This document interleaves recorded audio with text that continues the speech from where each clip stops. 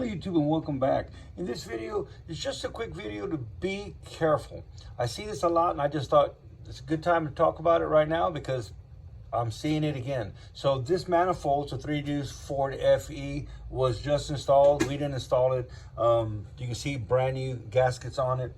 But can't say it enough, be careful with silicone. You don't need tons and tons of silicone to get the job done. You need a fine bead on the front and end of the manifold and a little bit around the water ports. But here's the deal with Fords. Ford, if you didn't know, that little slot that you see there, that's for a weep hole. That is actually a safety feature that Ford put in this gasket. So if it gets corroded and it starts to leak, it's going to leak out side and you're going to see it leaking from the outside before it goes into the engine. So let me get a little closer view for you. If these are small block Fords, have the same thing. Windsor's has the same thing. A lot of them have that little groove just embedded in the gasket itself. But here's like an original Ford one, and you can see it better possibly if I put it where there. Can you see behind there? Let me get real close. There you go. You can see that. You know what I'm talking about now? That's what happens. There's the weep hole.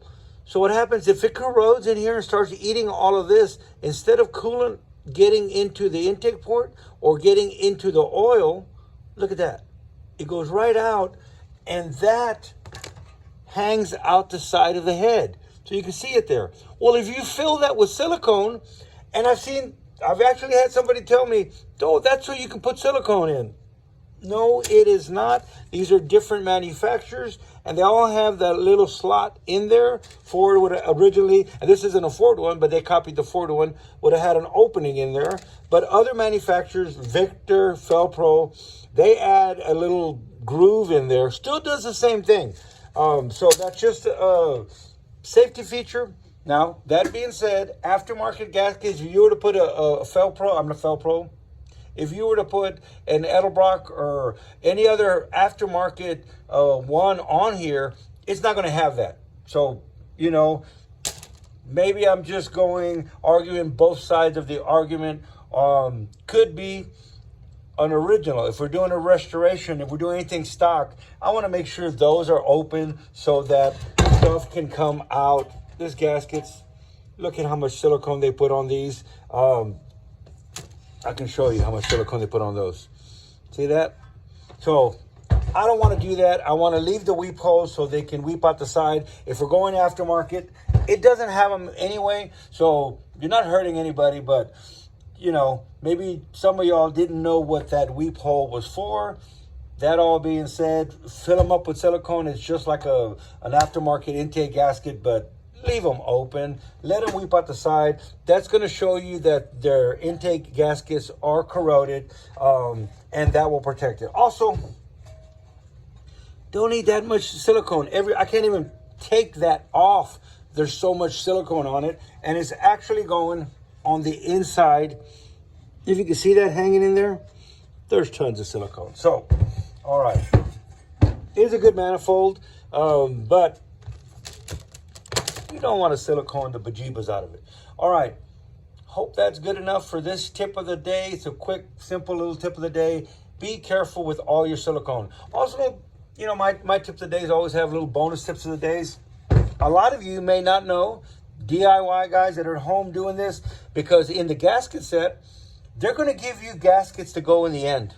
They're going to give you those little pieces of cork gaskets that go in the end of it. For the most part, 9% of the time, we throw those away and we put a bead of silicone on the ends. The manufacturers are now using silicone. They don't use those gaskets. A lot of the leaks that you have at the end is because you use those gaskets. Here's the deal. All your machining that you're doing on an engine when you do a rebuild changes all your specs.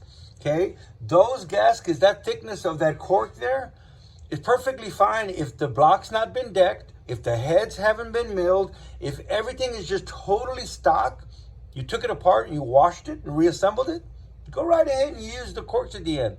Did you mill the heads or have them milled? Well, the heads are now going to be lower See what I'm saying? So once you start milling the heads or decking the block, throw those end ones away, or go do all your measurements and either cut your manifold.